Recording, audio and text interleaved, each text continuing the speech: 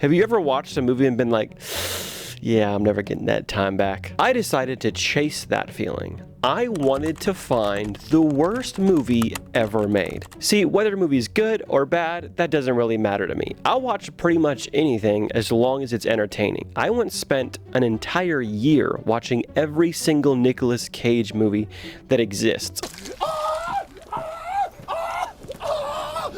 I know my Letterboxd top 4 off the dome. See, I wanted to find really bad mainstream movies that aren't bad because of moral reasons, you know, like Cannibal Holocaust or whatever. I made my first mistake of reaching out via Reddit. Let me just list some of these movies that are supposed to be the worst. Let's see if we see a theme here. Captain Marvel, Misery, Annihilation, the Underworld movies. Are you sensing a theme here?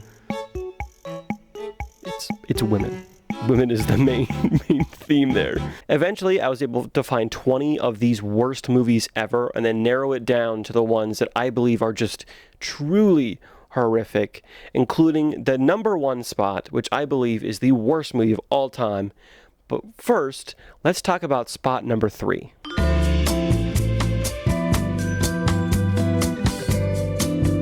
This is one that you're probably knew was going to be on the list, but I'm here to offer a unique perspective. See, I didn't watch that growing up. We were strictly a PBS Kids household growing up, alright? If you have questions about Between the Lions, Caillou, Fetch with Rough Man, or Cyber Chase, I'm your man. I know all the lore. Please just ask me. There's something inside of me that really wants to talk about Cyber Chase. There are 2 things that I want to talk about for how bad this movie is. The first thing, which honestly is an M. Night Shyamalan staple, the exposition. See, every single character in this movie just exposits every chance they get. Everybody just lore dumps in a boring, monotone voice with next to no emotion. 100 years ago, all was right with our world. The spirit world kept balance over us. As you know, the Fire Lord has banished his son, the Prince. There's nothing left to the imagination in this movie, because every time we cut to a character, they're just telling us exactly how they're feeling. For a moment, I had my honor back. There is nothing subtle about this movie at all. For some M. Night Shyamalan movies, I can forgive this because of the other aspects of the movie, whether it's the story itself or maybe even the action, is like why I can forgive that lore dump of exposition that he's kind of known for. That gets me to the second part, and this is the part that I find truly unforgivable. And that is the element bending in this movie is slow, dumb, and so boring. My only knowledge of Avatar: The Last Airbender is TikTok edits. I am the greatest earthbender in the world! And those edits make them look so cool when they're fighting. It's fast, it's quick. If I was in that fight, I feel like I would die like that because my brain don't work that fast. And every single person just moves so slow with every single move. It's frustrating to watch. It's not cool. There's no build up. It's just people kind of moving their arms around in weird ways until something happens 30 seconds later.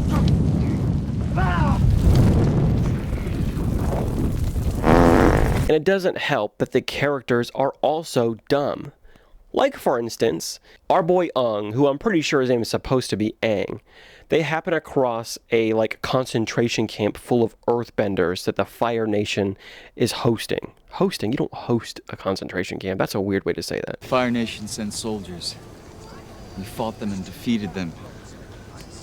Then they sent their machines. Huge machines made of metal. There was nothing we could do. Those who could not bend were allowed to live in peace if we were imprisoned. Guess where they have this little encampment? In a dirt pit. Why would you hold earthbenders hostage in a dirt pit, surrounded by the element that they control? That is so dumb. That's like taking a waterbender and being like, we'll really hold you now. We're gonna stick you in the middle of the ocean. But we can see why they feel comfortable doing that, Because in this same exact scene, it takes 7 guys to throw 1 boulder at a single dude.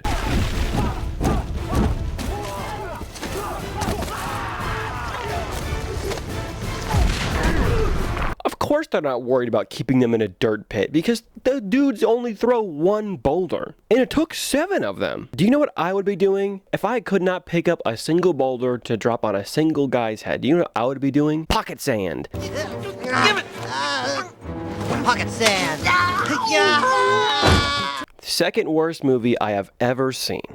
This movie is called My Uncle the Alien. My Uncle the Alien was directed by a guy named Henry Carr. Now, this is his first foray into family-friendly movies because he spent his many years before this directing sexploitation movies.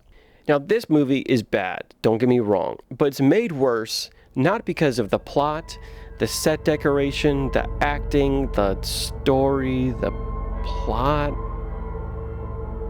the lighting. The reason why this one in particular really stuck out to me is because of the lesson that we get in the end. I've tried so many times to get this movie in a condensed version so that I can tell you about the plot of this movie. And it is so dumb and so convoluted, it is so hard to do. So, bear with me. The president is trying to pass a bill that's supposed to help the unhoused, mothers, and orphans. Now, Kelly, the president's daughter and her main character, finds out that the bill doesn't pass while her mom is speaking at an orphanage in LA. She decides to reach out to her uncle the alien. That way, she can ask him for help. She takes a taxi.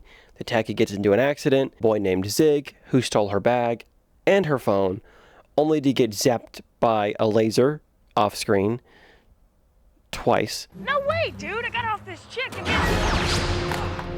When 2 sketchy guys are able to kidnap Kelly and then hold her for ransom at the wax factory where they work, they're just trying to get $1 million from the president.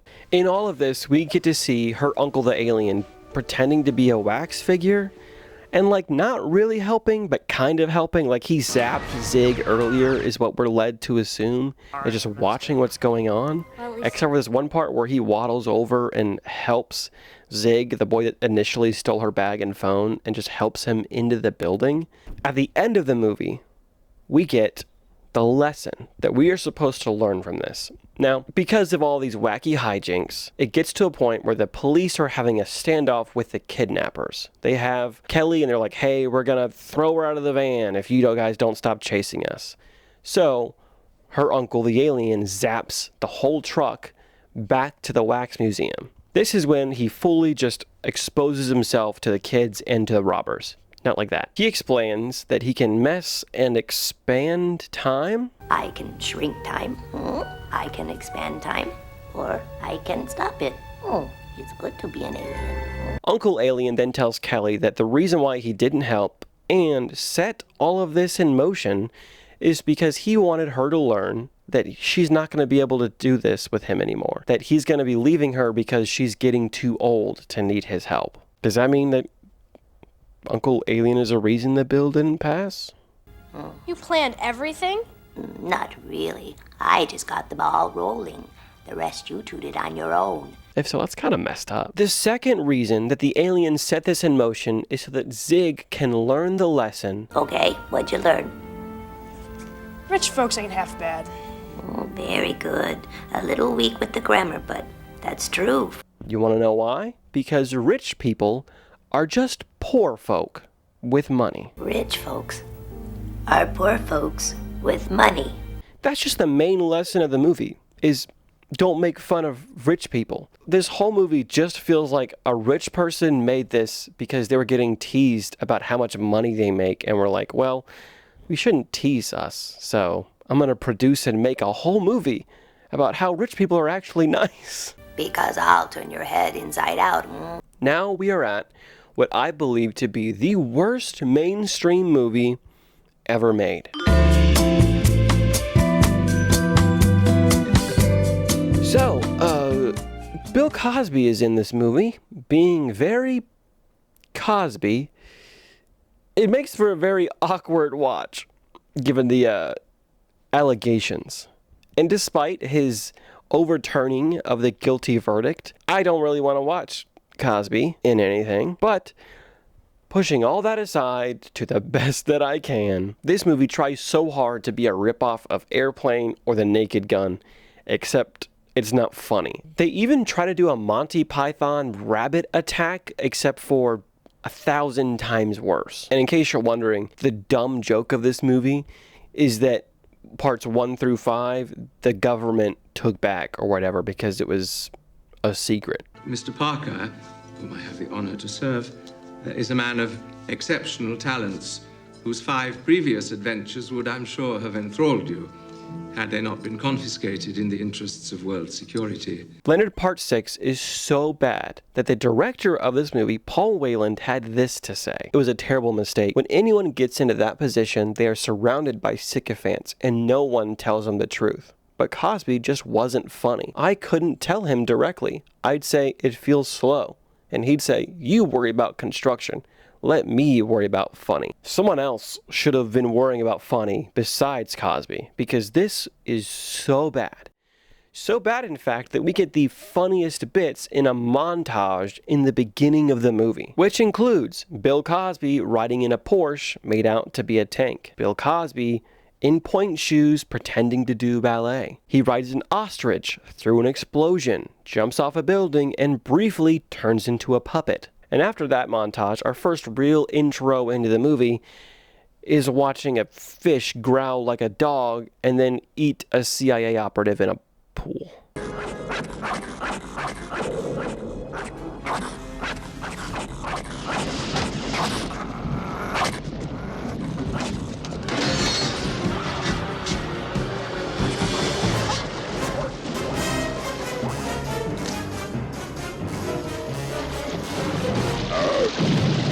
This was, I believe, the first recorded instance of a CIA agent being eaten alive by a rainbow trout. It's not funny. It's not funny, okay? So in this movie, Leonard Parker, or Bill Cosby, was the CIA's greatest agent of all time. But for the last 7 years, he's been retired and is currently running like a successful restaurant. The CIA really need Bill Cosby to come out of retirement, so they sent an agent to go get him. Which means this sweaty agent goes to Bill Cosby's restaurant and then starts shooting at him with his tongue out the entire time.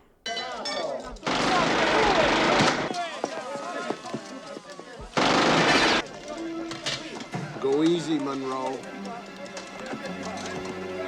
Luckily for our boy Cosby, he's able to stop him with a fridge full of Coca-Cola.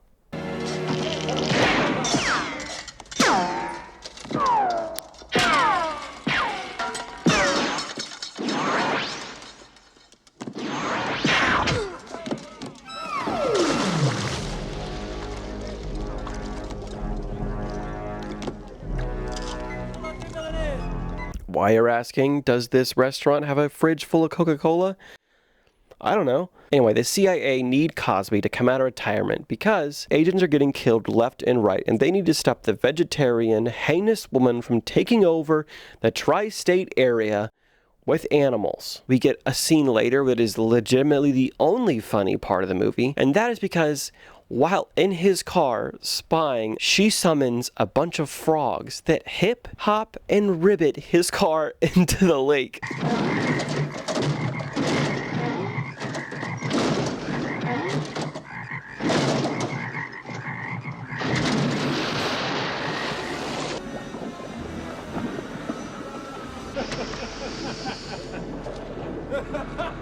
See, she has this sphere that controls animals, makes them aggressive, and she can use that to make all the animals on the West Coast attack people. But Cosby doesn't want to come out of retirement. The whole reason that he retired was to win his ex-wife back. For some reason, he believes that his wife left him because being a secret agent was taking up too much of his time. Which you find out later, he absolutely knows is not true at all. He refuses the mission from the directors and says, no, I'm retired. He goes home and finds out that his daughter is dating a 66-year-old man.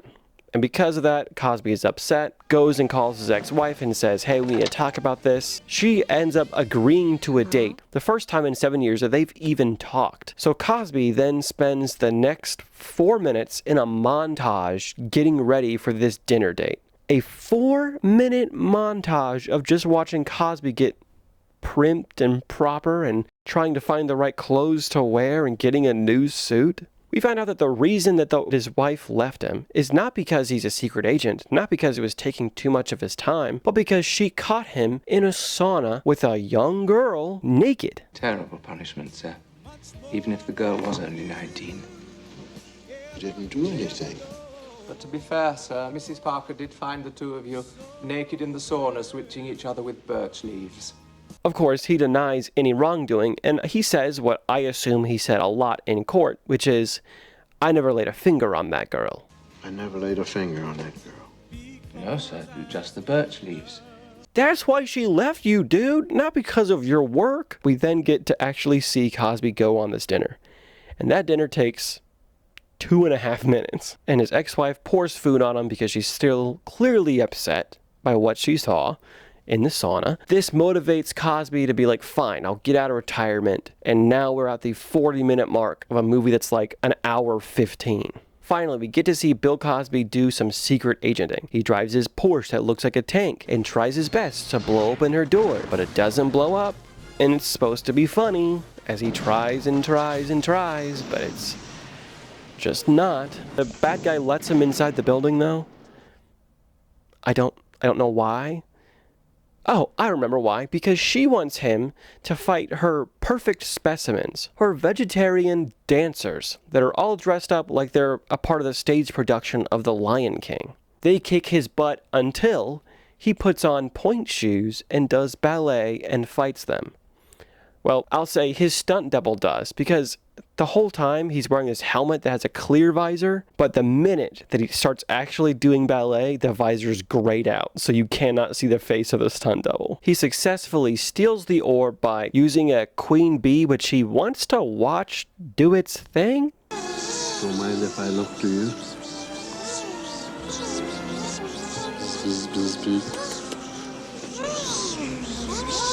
And dodges a boomerang knife to give this sphere to the CIA, in which he learns that the CIA want this thing so that they can learn to control animals as well.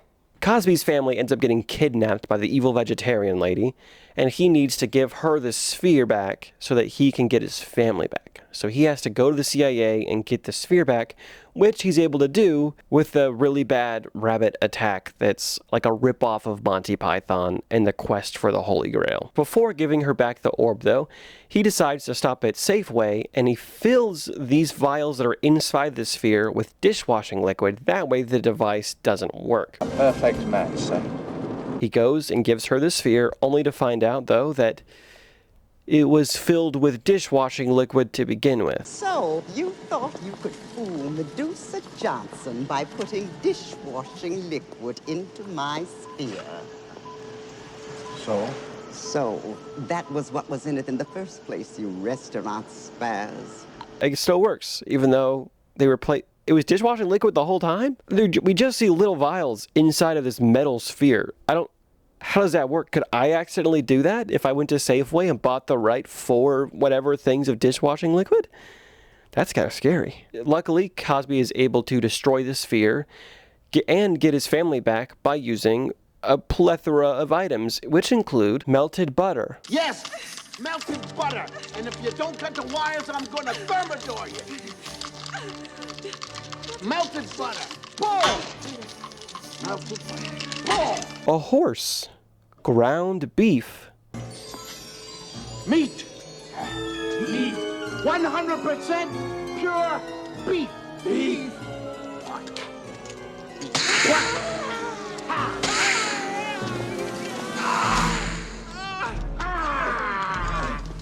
A hot dog, which makes a dude's head explode when Cosby shoves that wiener in his mouth.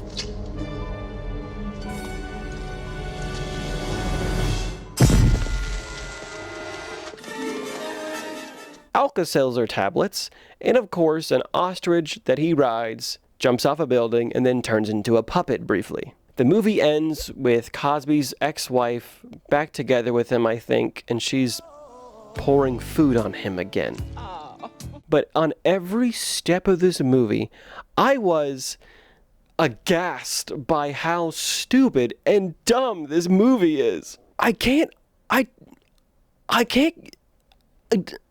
I'm awestruck by how bad this movie is. And I was like, whose fault is this? Surely it can't just be Cosby's fault, right? Cosby wrote the story. He produced and acted in this movie. This travesty is entirely his fault. And I would say that something like this should have ruined his reputation, but I think he did that on his own. I've always believed that whether you like it or not, movies are art. It doesn't really matter if it's your flavor.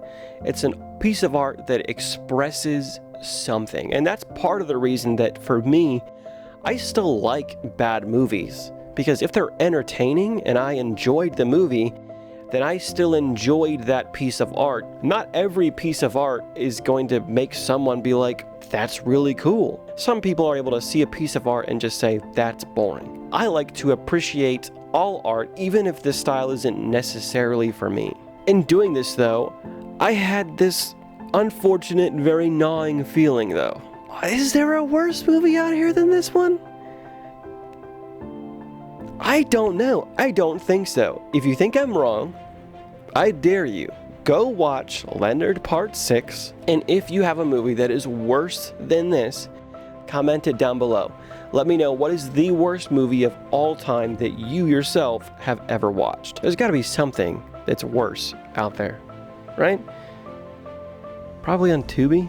Have a blessed day, and subscribe if you want to see me waste more of my finite time on this earth. Bye-bye.